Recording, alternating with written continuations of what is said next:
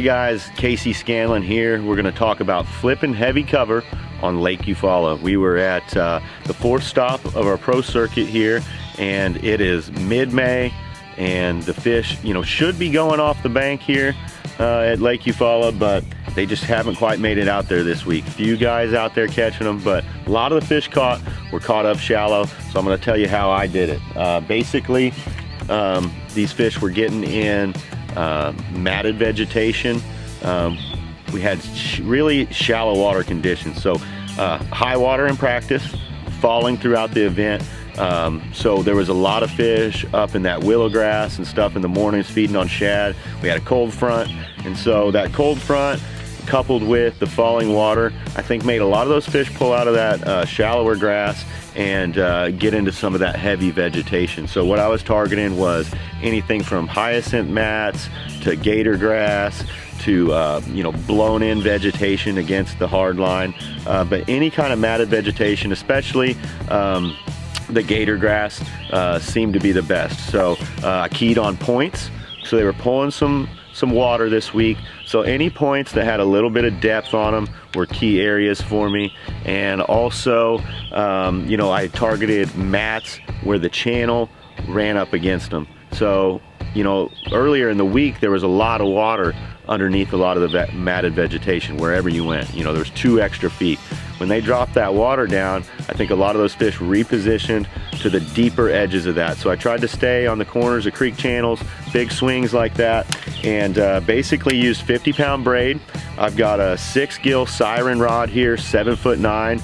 The rod's real important. You want a big rod, but you want it to have a little bit of tip, a little bit of forgiveness with that braided line when you're pulling fish out of that heavy cover, because they can be hard to land. But 7'9" siren, this is a great rod for it because it's super light, and that heavy weight can get kind of exhausting and tiresome all day. So a light rod is really important.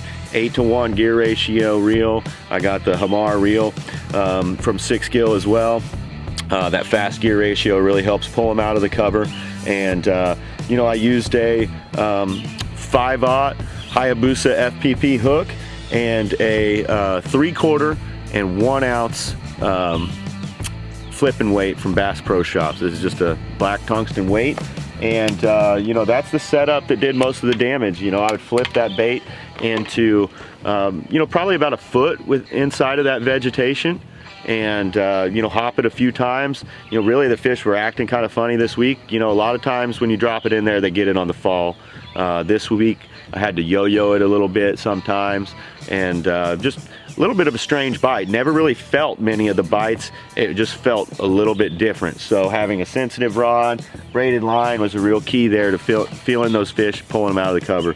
As far as baits go, I went with the Tackle HD Speed Bug here. It's just really a good bait. It has a lot of action to it, but it's small profile, drops through the mats real easy, and the fish seem to like that. So I had one set up with this on it, and the other just with the creature bait. I used several different of these little creature baits. I was getting a lot of bites, a lot of little fish this week, but some quality as well.